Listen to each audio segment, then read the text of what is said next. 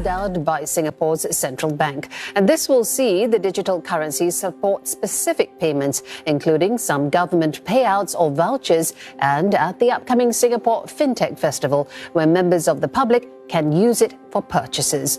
Users of the digital Sing dollar or purpose-bound money will be able to use the currency for specific purposes, including at designated shops and within specified validity periods.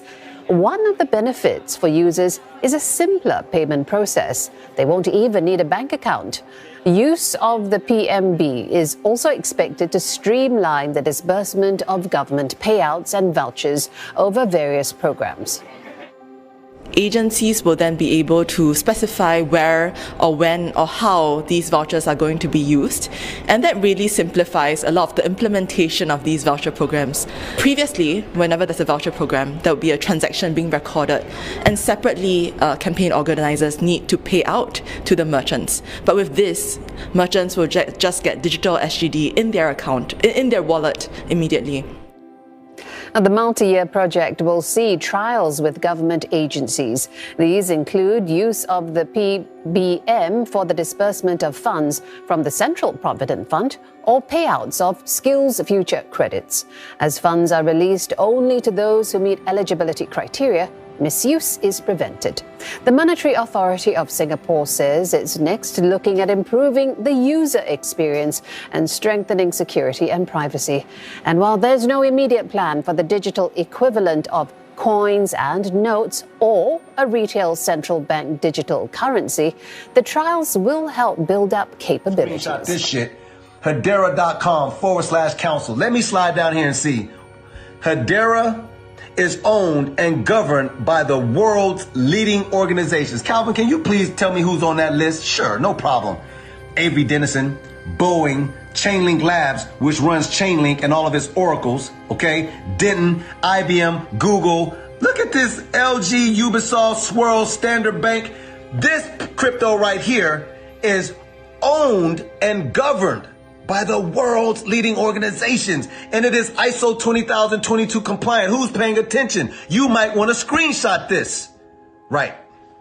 Now, how do all of these things work? They all work through Quant. Quant is the boss. It has an overledger system which operates like Apple's iOS, but this is iOS for the blockchain.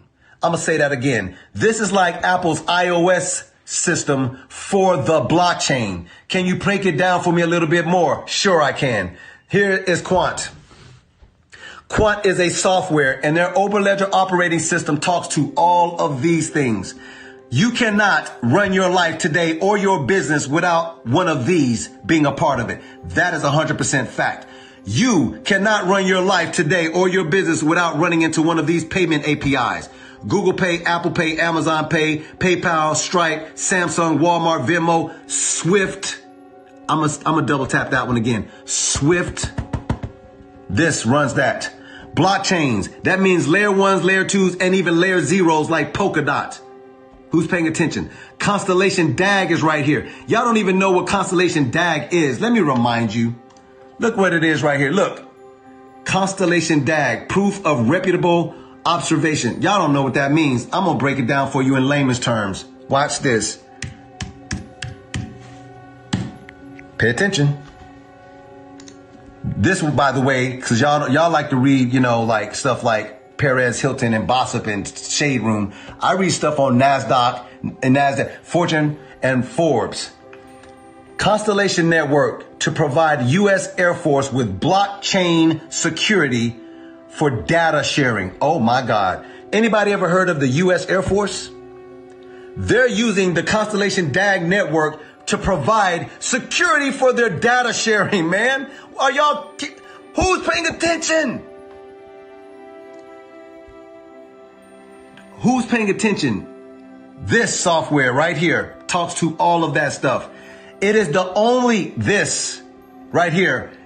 This is the only blockchain that has a relationship and a freaking contract with the U.S. government.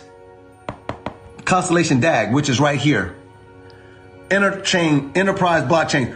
Banking APIs. I just explained to you how JP Morgan is moving into the metaverse. They already have a virtual bank in the metaverse. They're now filing a trademark patent for crypto wallets. This banking API and all of these talk to Quant. Quant talks to all of Internet of Things. That means the APIs for those of you trying to create new technology. Hey Siri, okay, all of that. Okay Siri, and Alexis, do this and that. Those are all Internet of Things APIs. This controls and runs all of them. For international payments instead of the dollar. Saudi Arabia is also in talks with Beijing to do the same thing. Speaking of Saudi Arabia, meanwhile, they're in talks with Iran as well to consider an economic alliance with China and Russia. And they can even be joining the BRIC countries, which is an acronym for these countries here, Brazil, Russia, India, China, and South Africa. These countries all have emerging economies.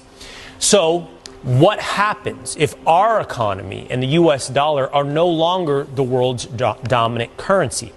Former Assistant Treasury Secretary and host of the Monica Crowley podcast, Monica Crowley, is here to weigh in. Monica, great to see you this morning. Let's start right there. What happens if these emerging economies move away from the U.S. dollar towards the Chinese yuan? Well, good morning, Will. It's great to be with you. And it's really hard to overstate exactly how catastrophic the abandonment of the U.S. dollar would be as the world's global reserve currency. Look, since the end of World War II, the dollar has been the safe place to go, and it's been backed up by a couple of things. It originally was backed up by gold, but President Nixon took us off the gold standard, so there's no hard asset backing up the dollar anymore for the last 50 years. But also it's been backed up by the strength and economic power of the United States and the fact that oil has always been traded in dollars.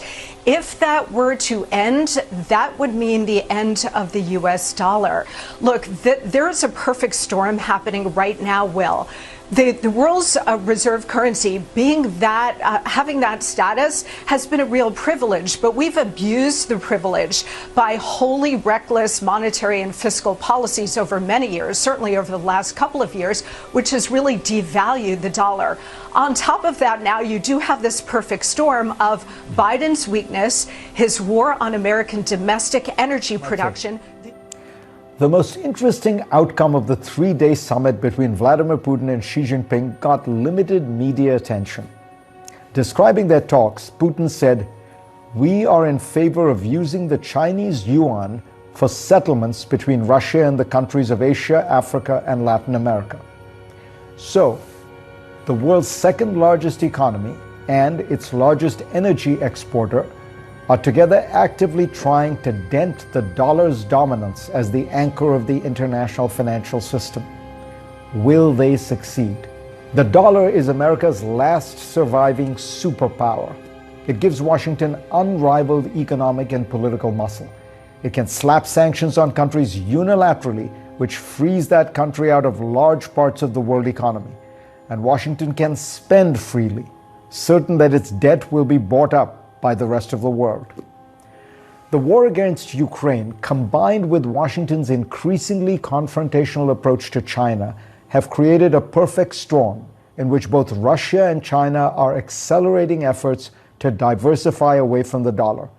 Their central banks are keeping less of their reserves in dollars, and most trade between them is being settled in the yuan. They are also making efforts to get other countries to follow suit. All that said, Washington's weaponizing of the dollar over the last decade has led many important countries to search for ways to make sure that they do not become the next Russia. The numbers are revealing. The share of dollars in global central bank reserves has dropped from roughly 70% 20 years ago to less than 60% today and falling steadily. The Europeans and the Chinese are trying to build international payment systems outside the dollar-dominated SWIFT. Saudi Arabia has flirted with the idea of pricing its oil in yuan. India is settling most of its oil purchases from Russia in non-dollar currencies. Digital currencies might be another alternative, and in fact, China's central bank has created one. All of these alternatives add costs. But the last few years should have taught us that increasingly nations are willing to pay a price when they want political goals to trump economic ones. We keep searching for the single replacement for the dollar, and there will not be one. But could the currency suffer weakness by 1,000 cuts? That seems a more likely scenario. The author and investor Ruchir Sharma points out, right now, for the first time in my memory, we have an international financial crisis in which the dollar has been weakening rather than strengthening. I wonder if this is a sign of things to come. If it is, Americans should worry. I spoke last week about the bad geopolitical habits Washington has developed because of its unrivaled unipolar status. It's even more true economically. America's politicians have gotten very used to spending seemingly without any concern about deficits. Public debt in America has risen almost fivefold, from roughly $6.5 trillion 20 years ago to $31.5 trillion today. The Fed has solved a series of financial crises by massively expanding its balance sheet, almost 12-fold, from around $730 billion 20 years ago to about $8.7 trillion today. All of this only works because of the dollar's unique status. If that were to wane, America will face a reckoning like none before. Here's my take. For the people who work numbers, I am giving you free advice that those of you who are holding dollars, you surely might go into losses. You better do what you must do, because this market is going to be different in a couple of weeks.